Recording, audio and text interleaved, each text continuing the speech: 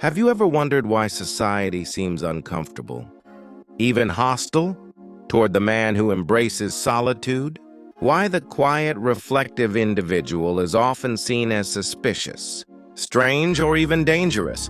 In today's world of constant noise, scrolling feeds, and endless demands for connection, the man who chooses to step away and be alone is viewed as a rebel against the unwritten laws of social life.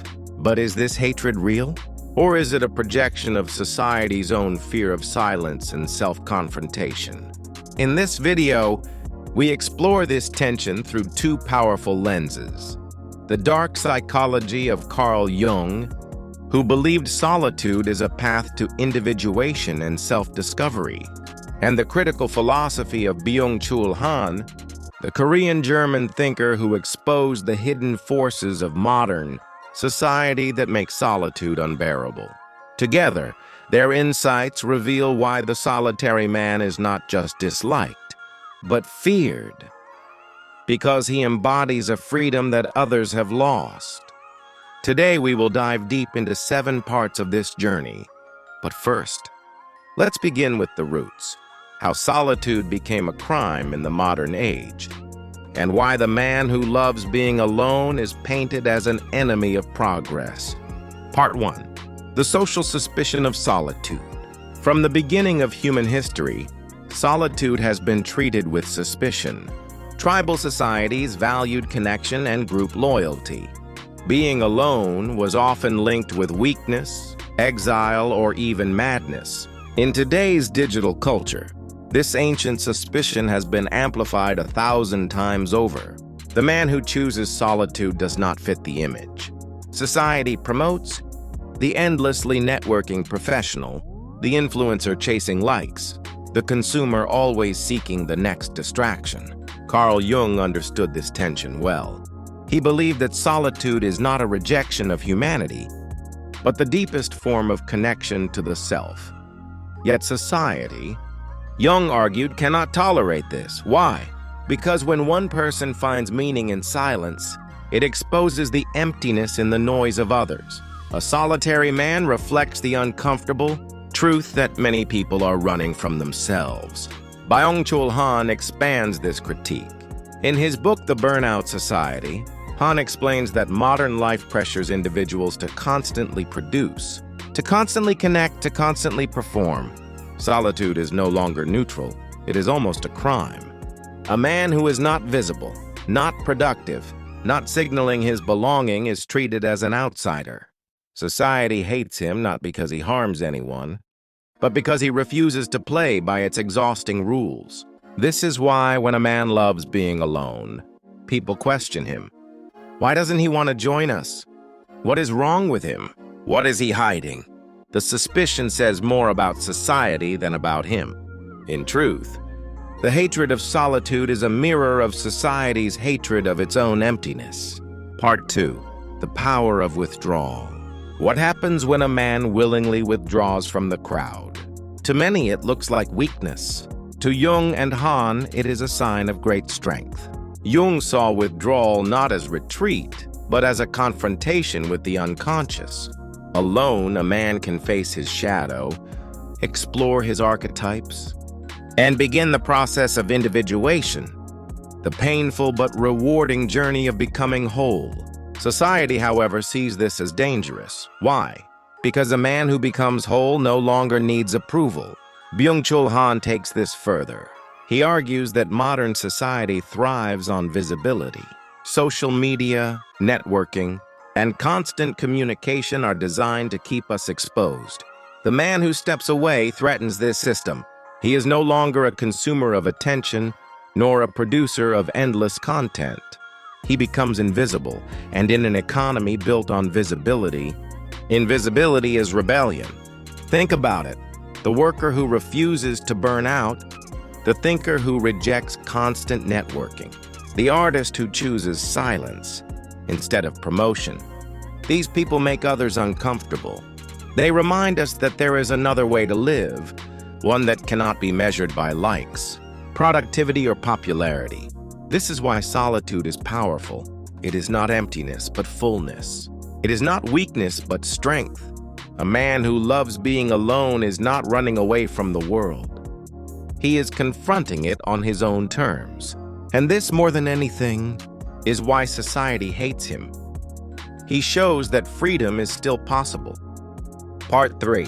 Jung's shadow and society's projection. Carl Jung taught that each human being carries a shadow, the dark, hidden side of the psyche that contains our fears, repressed desires, and unacknowledged truths. Most people avoid their shadow, distracting themselves with work, entertainment, or constant socializing. But the man who loves solitude has no such escape. Alone, he is forced to meet his shadow directly. This confrontation is terrifying, but it is also liberating. By facing what others deny, he grows stronger, deeper, and more authentic. Society, however, does not admire this courage. Instead, it projects its own shadow onto him. People fear what they see in the solitary man because he represents the very confrontation they avoid. He becomes a mirror in which others glimpse their own suppressed emptiness. That is why he is hated. He embodies the shadow that society cannot face.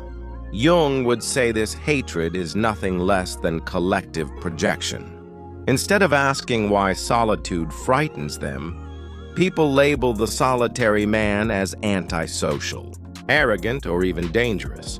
But in truth, their hostility is their own shadow screaming back at them. By daring to embrace silence, he unintentionally forces them to see the silence inside themselves, and that is intolerable. Byung-Chul Han complements this idea. He explains that modern culture is dominated by positivity, the demand to always smile, always achieve, always stay visible. In such a world, the man who embraces darkness and quiet is scandalous. He is breaking the unwritten rule: don't stop, don't reflect, don't go inward.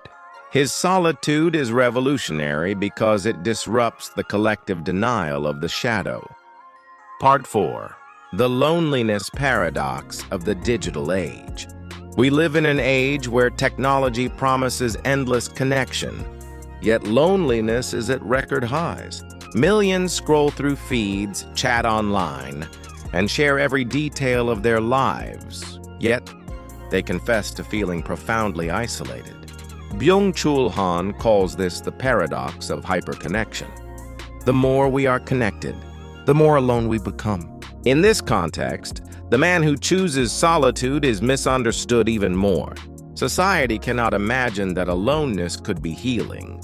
Instead, it equates being alone with being lonely. This confusion fuels the hostility toward the solitary man. People assume he must be broken, depressed, or socially defective. They cannot fathom that solitude might be a conscious act of strength. Jung saw solitude as the space where the psyche breathes. He described how withdrawal into silence allows the individual to integrate unconscious material, unlocking creativity and wisdom. To him, being alone was not loneliness but communion with the deeper self, with archetypes, with the vast collective unconscious. The man who loves solitude is not cut off from life. He is tapping into its deeper layers. But the digital world has conditioned us to fear silence. Notifications, messages, and endless entertainment keep us constantly stimulated. Han argues that this overstimulation creates what he calls the transparency society, where every moment must be shared, displayed, and performed. In such a climate, solitude is suspicious because it is invisible. If you are not online, not sharing, not available, you seem to vanish. And society cannot stand what it cannot see. Thus, the lonely crowd resents the solitary man. He exposes the uncomfortable truth. Loneliness is not cured by more connection, but by the courage to be alone with oneself. His presence whispers a dangerous secret, that true healing may require withdrawal. And that secret, once revealed, undermines the entire architecture of digital life. Part 5. Freedom from the herd instinct. Humans are social creatures. But they are also deeply prone to what Nietzsche called the herd instinct. Most people take comfort in following the crowd, adopting popular opinions, and seeking validation from the majority. This herd instinct keeps society stable, but it also keeps individuals small. The man who loves solitude breaks free from this instinct. Jung saw him as someone who dares to walk the path of individuation, separating from the collective to discover his true self. Such a man does not need the approval of the crowd, nor does he fear its rejection. And this independence makes him dangerous. A person who cannot be manipulated by praise or blame is someone society cannot control. Byung-Chul Han describes today's herd instinct in a new way. The constant demand for visibility, participation, and positivity. Social media platforms encourage conformity by rewarding those who follow trends and punishing those who withdraw. In this sense, the herd has gone digital. It is no longer just about physical belonging, but about being seen, liked, and consumed by others. The solitary man refuses this. He does not seek likes. He does not chase visibility. He does not play the game of constant exposure. He steps outside the digital herd, and in doing so, he becomes free. But freedom terrifies the herd. Why? Because it shows them what they are missing. The solitary man is proof that one can live without the constant need for validation. He becomes an unintentional rebel, a symbol of autonomy in a world addicted to conformity. Society hates him because he reveals that dependence on the herd is not a law of nature, but a choice. And choices can be changed. This is the heart of the matter. The man who loves being alone threatens the collective because he does not need it. His independence highlights their dependence. His inner freedom exposes their bondage. His solitude whispers of a life beyond conformity, and that whisper can shake entire systems of control. Part 6. The courage of silence in a world of noise. Noise is the defining feature of modern society. From crowded cities to endless media streams, from notifications to background chatter, silence has become almost extinct. And yet, silence is precisely where transformation occurs.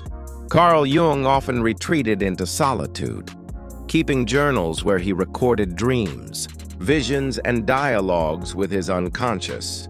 He believed silence was not empty, but filled with messages from the deepest layers of the psyche.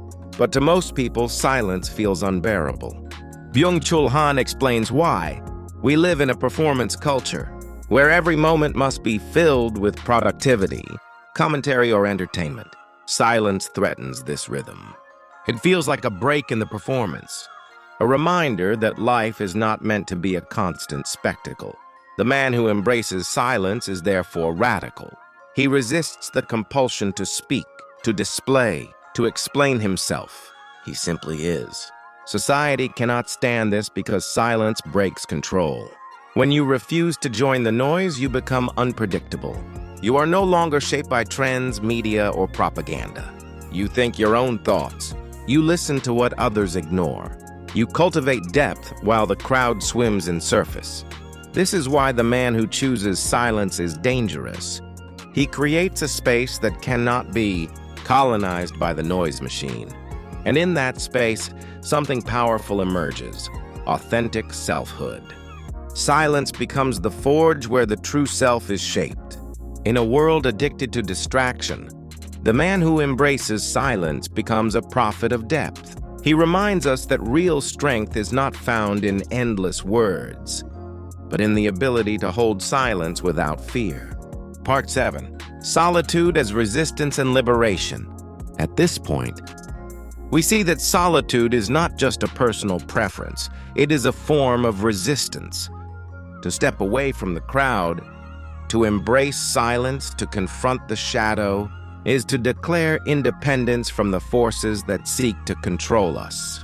Solitude becomes an act of liberation, a refusal to be consumed by the herd, the noise, and the endless demands of productivity. Carl Jung described individuation as the ultimate goal of human life. the journey to become whole, authentic and free from unconscious conformity. But individuation requires solitude. It requires stepping back from the collective long enough to hear your own inner voice. Without solitude, Jung believed, we remain trapped in roles, masks, and shallow identities.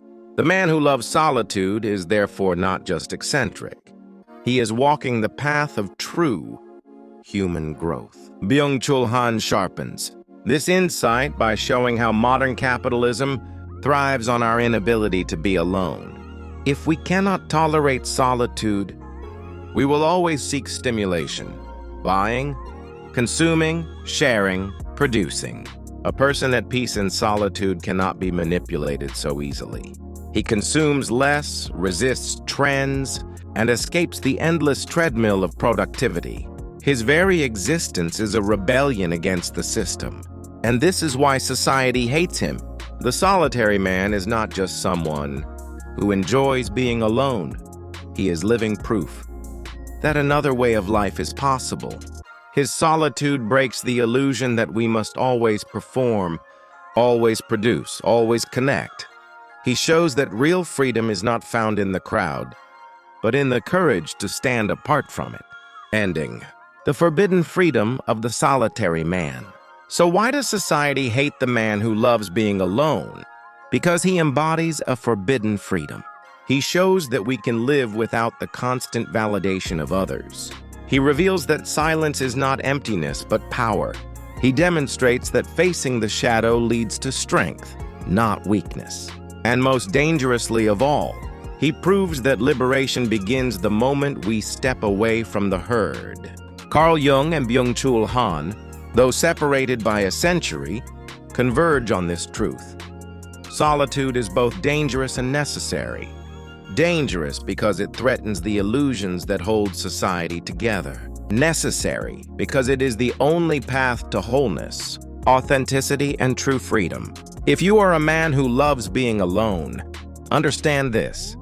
Society's suspicion of you is not a reflection of your weakness, but of its own fear. Your solitude is a mirror, showing others what they are unwilling to face. You are not broken for seeking silence. You are not strange for valuing depth over noise. You are living in alignment with a truth that most people spend their lives running from. So embrace your solitude, not as an escape, but as a revolution. Let silence become your teacher. Let the shadow become your strength.